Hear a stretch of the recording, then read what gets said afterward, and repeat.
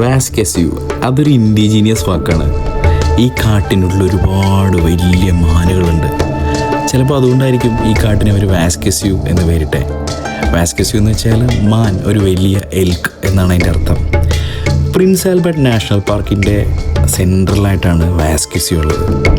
വളരെ പച്ചപ്പാർന്ന ബോറിയൽ മരങ്ങൾ ചുറ്റി നിൽക്കുന്ന ഒരു വന്യപ്രദേശം, അതാണ് വാസ്കസ്യൂ. ഇവിടെ കുറുക്കം മുതൽ കരടി വരെ ഈ കാട്ടിൽ വന്യവിഹാരം നടത്തുന്നു. അതിൻ്റെ ഇടയ്ക്ക് നമുക്ക് ക്യാമ്പ് ചെയ്യാൻ ഉള്ള ഫെസിലിറ്റീസും ഇവിടുത്തെ ഗവൺമെൻറ് പ്രൊവൈഡ് ചെയ്യുന്നുണ്ട്. അങ്ങനെ ഞങ്ങൾ ബോയ്സ് കുറച്ച് നേരം ഒരു ദിവസം രാത്രി ഈ കാടിനുള്ളിൽ ക്യാമ്പ് ചെയ്തു. അതിൻ്റെ കുറച്ച് വിഷ്വൽസാണ് ഇനിയുള്ളത്.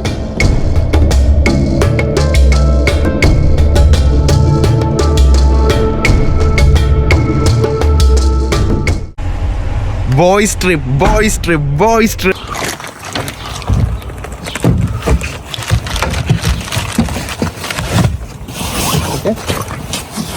അതെ, അൺലോഡിങ് ചേട്ടൻ നോക്കൂലി സൂപ്പർവൈസർ.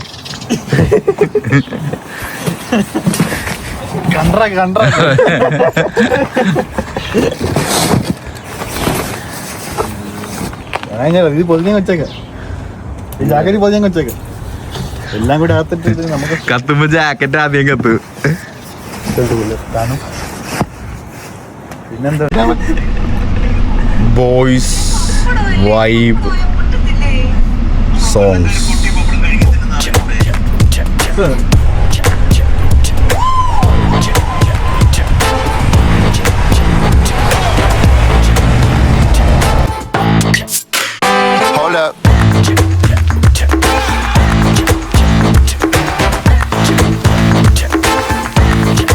നമ്മളിപ്പോൾ കാണുന്ന ഈ പുൽമേടുകളുണ്ടല്ലോ, ഈ പുൽമേടുകൾ ഇങ്ങനെ സസ്കാച്ചൻ, ആൽബർട്ട, മാനിറ്റോബ എന്നീ സ്ഥലങ്ങളിൽ ഇങ്ങനെ പടർന്ന് പന്തലിച്ച് കിടക്കുക.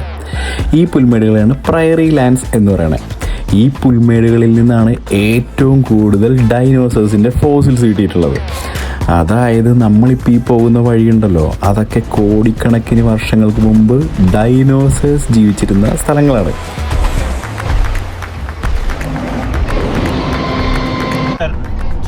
ഞാൻ പറഞ്ഞത് ഇന്ത്യൻ സബ് കോണ്ടിനെന്റിൽ അതാ പറഞ്ഞ ഇവിടെ ജീവിച്ചതാണ്. ആഫ്രിക്കയുടെ ഭാഗം വരുന്നുണ്ട് അതിന്റെ സബ് കോണ്ടിനെന്റ്. എടാ അതല്ല ഞാൻ പറഞ്ഞ. അപ്പൊ ആഫ്രിക്കയിൽ ജീവിച്ചിരുന്ന ഡൈനോസേഴ്സിന്റെ ഫോസിൽ ഇവിടെ കാണുന്നോണ്ട് അത് ഇന്ത്യയിൽ ജീവിച്ചാന്ന് പറയാൻ പറ്റില്ല. മൊത്തത്തിൽ ഉണ്ടായിരുന്നല്ലോ. അങ്ങനെയാണെങ്കിൽ ആ സമയത്തൊക്കെ ഇന്ത്യയിൽ എന്തായിരുന്നു? ഇന്ത്യയിൽ പ്രത്യേകിച്ച് ഒന്നും ഉണ്ടായിരുന്നില്ല. രാമായണം അതല്ലാന്ന് മറ്റേ അന്നേ ഷിഫ്റ്റ് ഗോണ്ടോലയൊക്കെ പണ്ടേ സ്പ്ലിറ്റ് ആയി പോയതാണ്. അങ്ങനെയാണെന്ന് വെച്ചാൽ എങ്ങനെയാണ് മറ്റേ ഹിമാലയത്തില് മറ്റേ മീനിന്റെ മുള്ളൊക്കെ കാണാൻ പറ്റുക? അത് മറ്റേ ആരെങ്കിലും തിന്നിട്ടിട്ടതായിരിക്കും.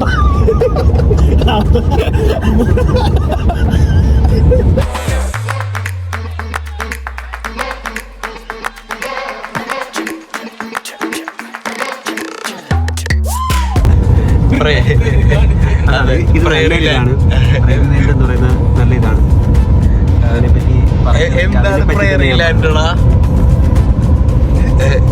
പ്രയറി ലാൻഡ് എന്താടാ? പ്രയറി ലാൻഡ് എന്ന് പറഞ്ഞ ഒരു ടൈപ്പ് ഓഫ് പുല്ലാണ്. രണ്ട് രീതിയിലുള്ള പുല്ലുകളുണ്ട്, ഒന്ന് പ്രയറിയും ഒന്ന് സ്റ്റെപ്പി. അപ്പൊ നമ്മള് പ്രയറി അപ്പൊ നമ്മൾ പോയിക്കൊണ്ടിരിക്കുന്നത് പ്രയറി ഏരിയയിൽ കൂടിയാണ്. ആ പുല്ല് തിന്നാനായിരിക്കണം ഡൈനോസേഴ്സ് ഒക്കെ ഇവിടെ വന്നത്.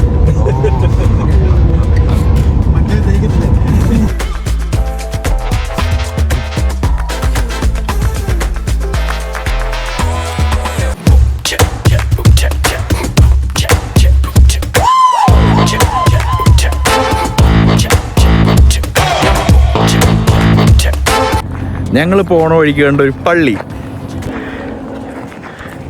അപ്പൊ ഞാൻ ആദ്യമായിട്ട് പള്ളി കാണുമ്പോ പ്രാർത്ഥിക്കണ 3 ആഗ്രഹങ്ങൾ നടക്കുന്നാടാ. പള്ളി കാണുമ്പോഴും മതി. ഇതുണ്ട്, ഇതിന്റെ മോൾ ഭാഗമൊക്കെ മറ്റേ മെറ്റലാട്ടാ. That photographer friend in your gang.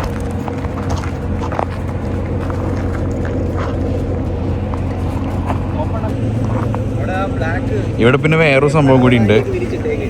ഈ സാധനം ഇല്ലേ, ഇതിനെന്താ പറയാ? അപ്പൂപ്പനാടിയല്ല, ഒരു ഉണ്ട്.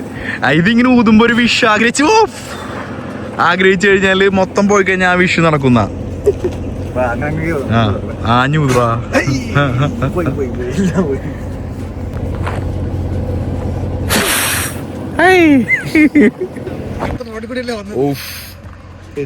വന്ന വഴി മുഴുവൻ പൊടിയായിരുന്നു.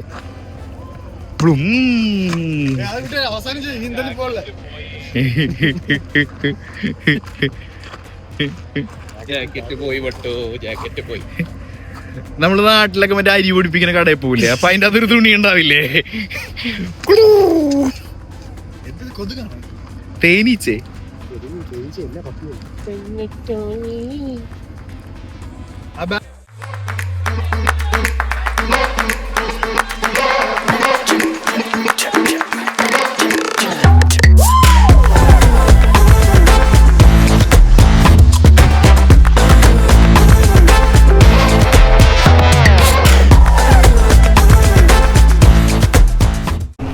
കാനഡയിലൊരു കാട്ടിൻ്റെ ഉള്ളിലാണ്.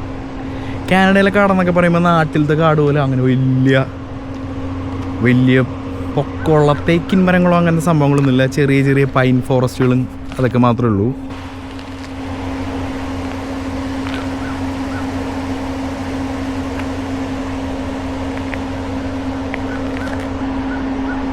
പക്ഷേ ഇവിടെ വലിയ വൈൽഡ് ആനിമൽസും ഇല്ല, പാമ്പുകളും ഒക്കെ കുറവാണ്. കരടിയുണ്ട്, കരടി. നമ്മൾ ഈ കാട്ടിലൊക്കെ വിസിറ്റ് ചെയ്യാൻ പോകുമ്പോൾ ബിയർ സ്പ്രേ കൊണ്ടുപോകണം. കരടി വന്നു കഴിഞ്ഞാൽ അപ്പം കരടി ഓടും. എനിക്ക് ചെറിയ പേടിയുണ്ട് കേട്ടോ, പക്ഷെ നമ്മൾ ബിയർ സ്പ്രേ എടുത്തിട്ടുണ്ട്. എടാ എന്താ ദീപൊക്കെ കുറച്ച് പറയാനുണ്ട്. ആണോ?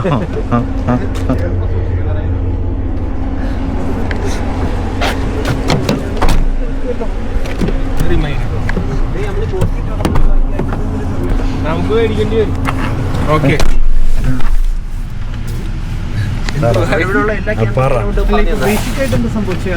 ബേസിക് ആയിട്ട് സംഭവിച്ചത് നമ്മളിപ്പോ ഇവിടെയാണുള്ളത്. മുറേ പോയിന്റില് നമ്മൾ ബുക്ക് ചെയ്തിട്ടുള്ള ആംഗ്ലിൻ ലേക്കിന്റെ ട്രെയിൻ. ഇത് ഹൈക്കാണ് ആക്ച്വലി. അപ്പൊ ഹൈക്കിന്റെ ഏറ്റവും മേലെയാണ് നമ്മൾ ബുക്ക് ചെയ്തിട്ടുള്ളത്.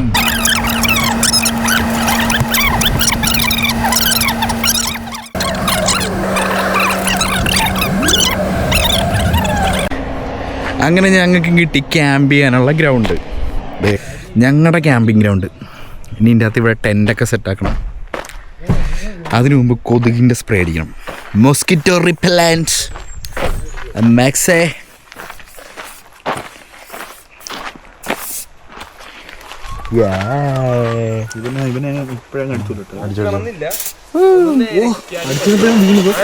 ഇത് കുളത്തിലടിക്കുന്നതല്ല കേട്ടോ,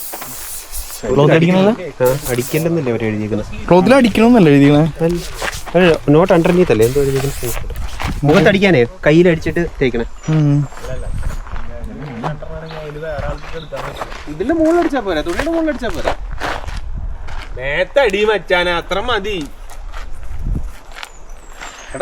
ശരി ചേട്ടാ, അതടിച്ചു കഴിഞ്ഞിട്ട് പിന്നെ കൊതുകൊന്നും മഞ്ഞില്ല. തലയെ കൂടി പരട്ടേണ്ടി വരും തോന്നുന്നുണ്ട്. അണ്ടർവെയറിലടിക്കരുതെന്നാണോ അതിനുള്ള? വലിയ വിലക്ക് നിറച്ചു കൊതു കേട്ടാ. ബാക്കിലൂടെ അടിച്ചു. ഇത്രയും പെട്ടെന്ന് സീറ്റ് തുടങ്ങാം.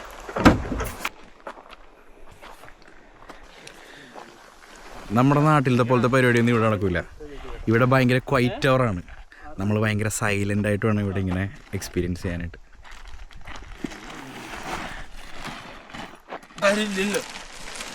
ദീപക്കെ സൗണ്ട് ഇല്ലാണ്ട് ടെൻ്റൊക്കെ ചെയ്യണോട്ടാ.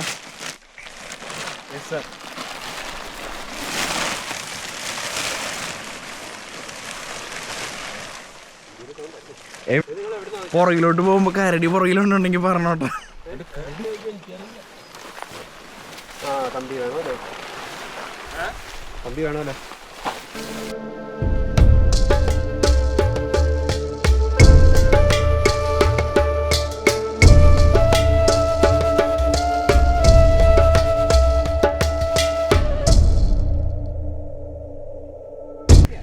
എമിലും ജിനുവും കൂടിയിട്ട് കുറുക്കനെ പിടിക്കാൻ പോയതാ. കിട്ടിയാ?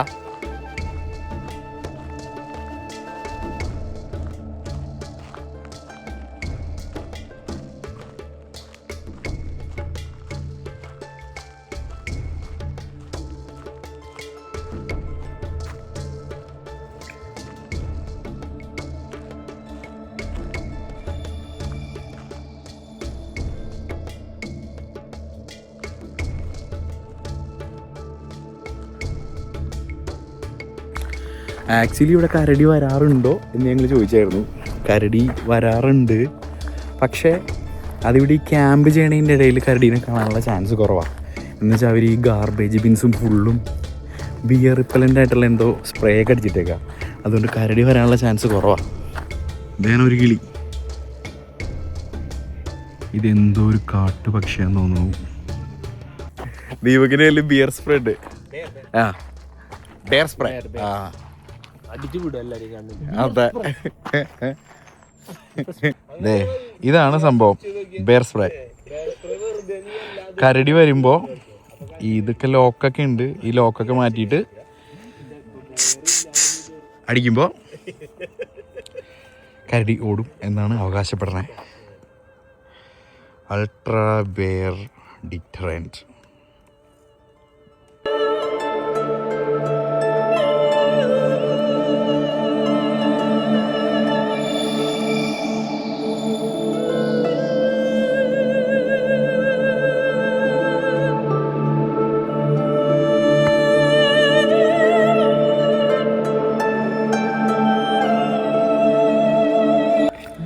നമുക്ക് മറ്റേ പുള്ളിക്കാരൻ പറഞ്ഞ പോലെ പവിത്രതയുള്ളൊരു മീൻ ഉണ്ടാക്കാം.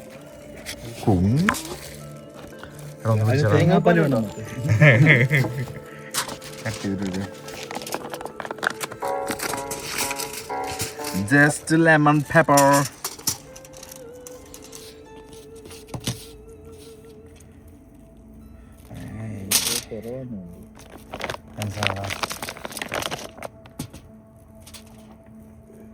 People are cooking simultaneously. Psycho nearby. ചത്ത കോടിനെ പിന്നെയും കുത്തി നോക്കുന്ന ആ പിൻ ശരിക്കും സൈക്കോട്ടാ. ഈ കൊതു ഇതിലൊന്നും വന്നിരുന്നില്ലല്ലോ അല്ലേ? മീറ്റിലൊന്നും പിടിക്കും.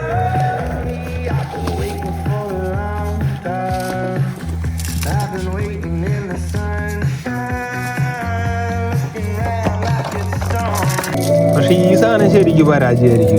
ഏതാ? കാരണം ഇത് തണുത്തിട്ടല്ലോ ഉള്ളത്. കുറച്ച് ഇത് ഫ്രോസൺ ആണല്ലോ. ഫ്രോസണിലാണ് നമ്മൾ ഇതിട്ട് വെക്കുന്നത്. ഫ്രോസണിലാണ് മസാല ഇട്ട് വെച്ചേക്കുന്നത്. ആ കുഴപ്പമില്ല, അതങ്ങനെ പൊതിഞ്ഞല്ലേ ഇടുന്നത്, അതുകൊണ്ട് കുഴപ്പമില്ല. പക്ഷെ വെള്ളം ഇറങ്ങൂലേ? വെള്ളം അപ്പൊ ഒരു സ്റ്റീം വന്നിട്ട് സെറ്റ് ആവുന്നത്.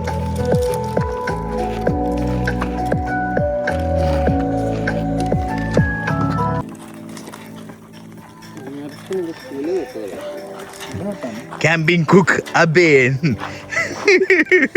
അതിന്റെ പിന്നെ ഒരു പ്രത്യേകത അറിയോ? അടിക്കുന്ന സ്ഥലത്ത് ഞാൻ നിൽക്കും. കുക്ക് ചെയ്യണം.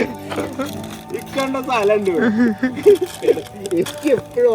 അത് കുറച്ച് പോയിട്ടുണ്ടല്ലോ. തലയിലൊക്കെ മുണ്ടൊക്കെ കെട്ടിട്ട് ഞാൻ നോക്കുമ്പോ ആദ്യം ഇതുണ്ടാക്കി എടുക്കണേ. കൊറേയല്ല, അവൻ മറ്റേ ചർച്ചിന്റെ main ആളായില്ലേ?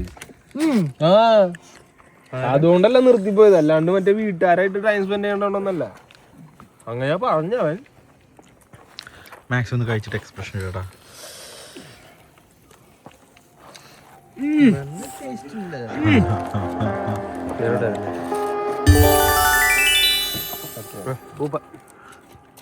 Super. Flame grilled chicken, flame grilled chicken പോളീസാണ്. നമുക്ക് തെളിവ് വേണം. എന്താടാ ലിസ്റ്റിൽ പേര് ചേർക്കണം. ഇതെന്താടാ? സയൻസ് ഒരു സിമ്പിളാ അത് കണ്ട 3 വര പൊട്ടിയ കണ്ണ് അത് പെയിന്റ് ഒഴുകിയിരിക്കുന്നത്. പൊട്ടിയ കണ്ണോ ഇത്? ചിലപ്പോ ഇനി കണ്ണ് വരച്ചിട്ട് പൊട്ടിച്ചാലോ?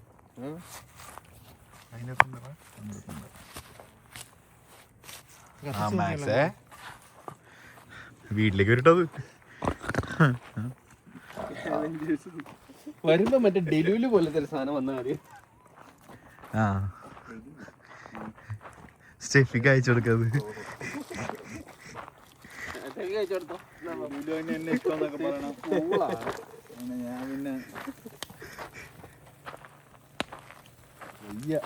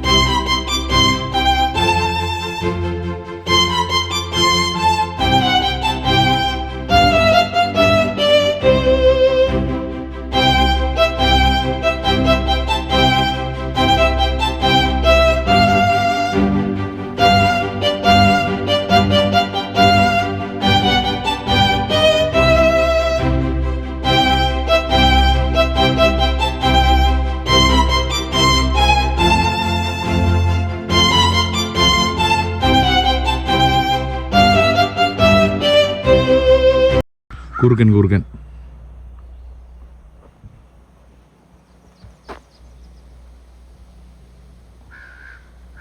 കുറുക്കൻ തന്നെ ഇല്ലേ ഇത്?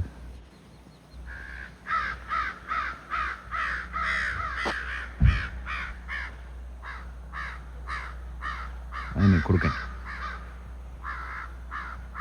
ഞങ്ങൾ ഈ ഒരു പാർക്കിൻ്റെ രാവിലത്തെ ഭംഗി ആസ്വദിക്കാനായിട്ട് ഇറങ്ങിയതാ.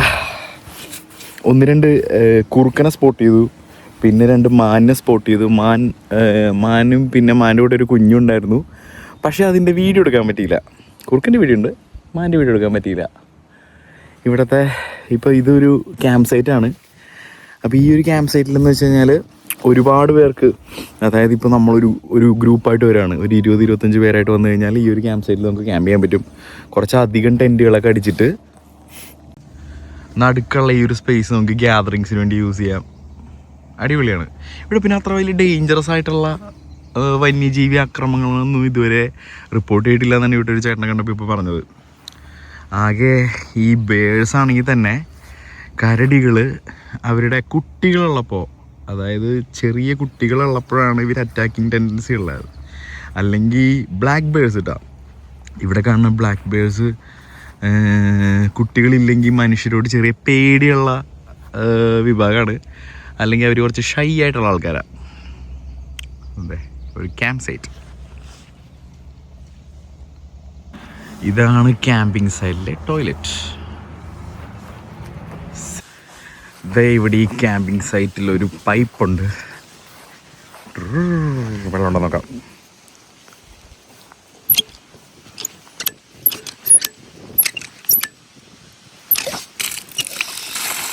വെള്ളമുണ്ട്, വെള്ളം കിട്ടി.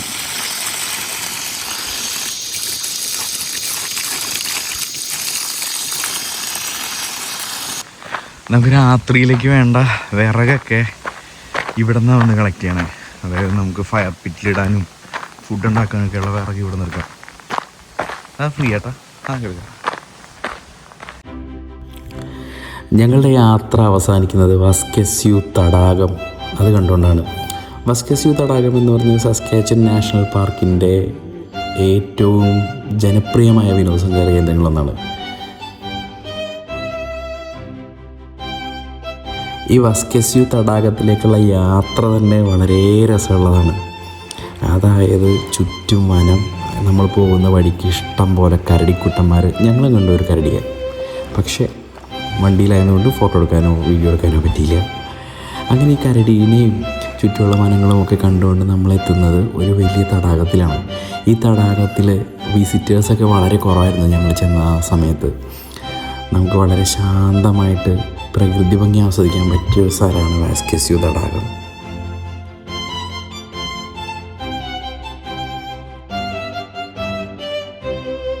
എൻ്റെ ഓരോ യാത്രയിലും ഞാൻ ഓരോ ഭയങ്ങളെ അതിജീവിച്ചുകൊണ്ടിരിക്കുകയാണ്.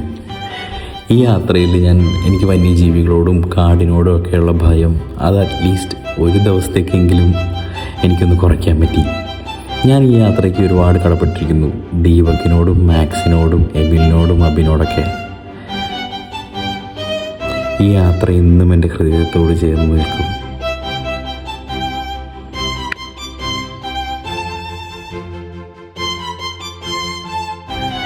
ഈ യാത്ര എനിക്കേറെ പ്രിയപ്പെട്ടതാകുന്നു.